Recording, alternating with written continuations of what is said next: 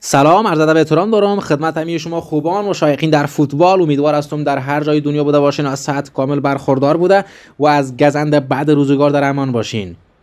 بینندگان محترم، بالاخره انتظارها به پایان رسیدیم و فینال این دوری از رقابت‌ها، قسمی که در جریان هستید، تورنمنتی که در مابین 32 تیم و از 3 لیگ، لیگ 1، لیگ 2، لیگ 3 در ولایت زیبای کابل و در استادیوم غازی برگزار گردیده بود.